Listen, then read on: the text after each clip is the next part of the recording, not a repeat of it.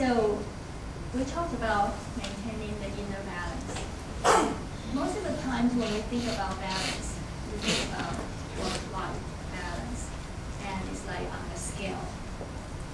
And when you think about balance this way, it's very easy to tip the scale and you fall out of balance, isn't it? And how hard is it to try to maintain that perfect balance all the time?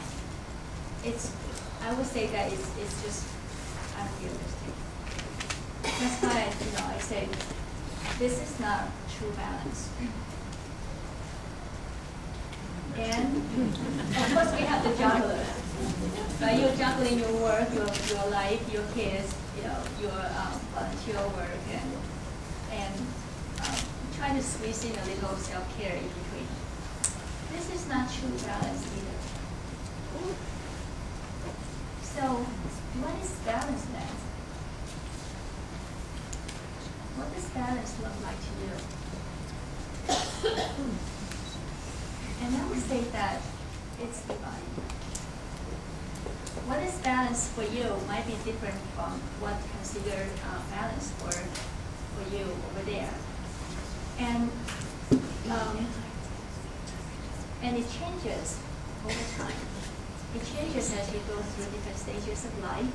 It changes as you change careers, as your kids grow older, as you move and relocate to a different part of the country or a different part of the world out. We have a worksheet called Wheel of Balance. If you can turn to that page, please.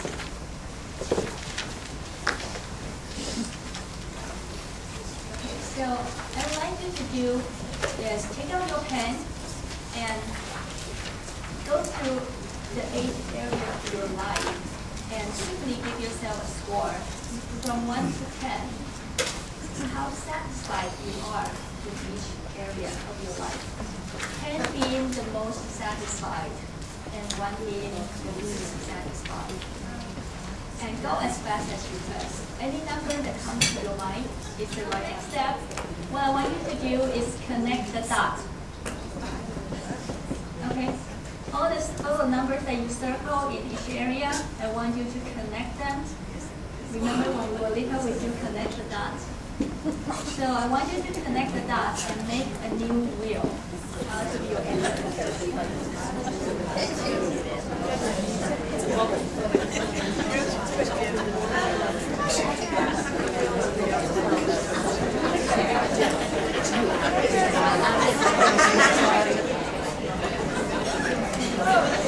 This is a very typical wheel when I work with my clients.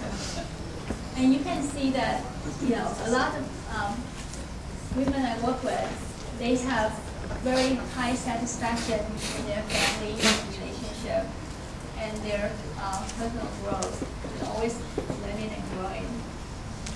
They might have, very happy with their career and finance. Some people have some challenges there. But when you look at fun, this is very typical when I see people, they tell me they have no fun in life. And when I ask them, well, when was the last time you did something fun? Just for the sake of having fun. And they are like, I don't know. I don't remember. And what's even more alarming is that when I ask them, well, what do you do for fun? Or what is fun for you? They are so out of practice that they cannot answer that question. What is fun for me? I don't know. One lady I work with told me that all her life is consumed with everything she reads, everything she does is either about her career or her career advancement, or to learn how to be a better parent. And she has no time to do anything fun or to spend time with her girlfriends or to do self-care. So let me ask you, if your life is a car, okay, and you put this new wheel on your car, how bumpy is your ride gonna be? How bumpy is your ride gonna be? Would you be able to drive down the road of life? So this is a good exercise to have, see a visual representation of how you have lived your life. Is your life in balance or out of balance right now? And whenever you want to make some positive changes, self-awareness is always the first step of change. I want you to think about when you see all the 8 different areas of your life, instead of thinking it's like the scale, the balance scale, you can easily tip over and lose your balance. And it's like a seesaw. If you are trying to stay in balance, in mid-air, on the seesaw, how fun is that? It's not fun, right? When you're on the seesaw, you're supposed to go up and down, and that's life. It's fun when there's up and down, and it makes life interesting. And so I want you to think about balance as a symphony. It's like having the 8 different areas of your life as different instruments in the symphony orchestra. Sometimes you might have to have different instruments coming for a solo, right? So sometimes maybe your career needs more attention right now. It's okay right now, temporarily you put more attention and time and energy there. Or maybe your family needs you most right now.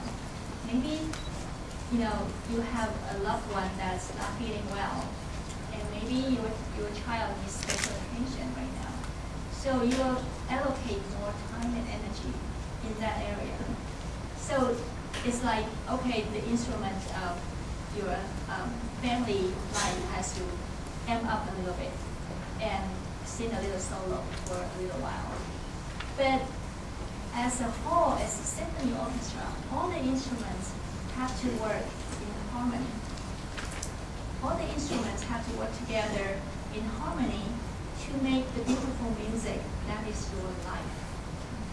So think about, okay, maybe sometimes, different parts of my life has to take priority. But overall, how do I achieve that harmony in my life?